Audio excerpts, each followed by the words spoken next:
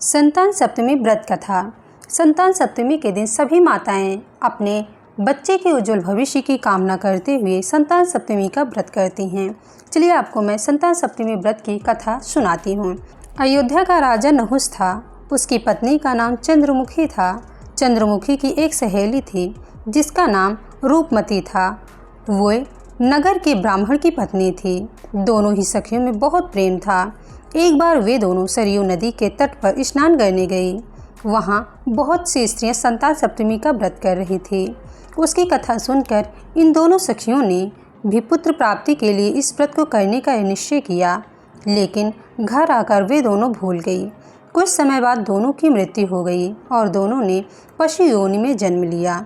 कई जन्मों के बाद दोनों ने मनुष्य योनि में जन्म लिया।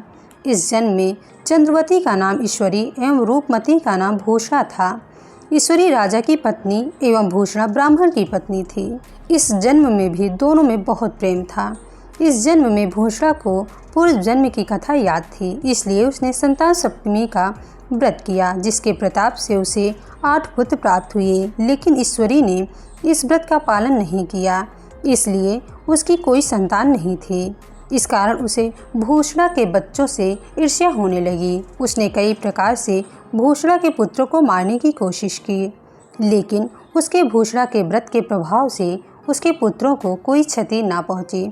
थक हाकर ईश्वरी ने अपनी ईर्ष्या एवं कृत्यों के बारे में भूषणा से कहा और क्षमा भी मांगी।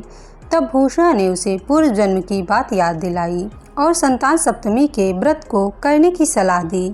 ईश्वरी ने पूरे विधि विधान के साथ व्रत किया और उसे एक पुत्र की प्राप्ति हुई। इस प्रकार संतान सप्तमी के व्रत का महत्व जानकर सभी मनुष्य पुत्र प्राप्ति एवं उनकी सुरक्षा के उद्देश्य से इस व्रत का पालन करने लगे। दोस्तों, आपको ये वीडियो कैसे लगी? अगर वीडियो पसंद आई हो तो मेरे चैनल को लाइक शेयर सब्सक्राइब ज़रूर करें। Thank you.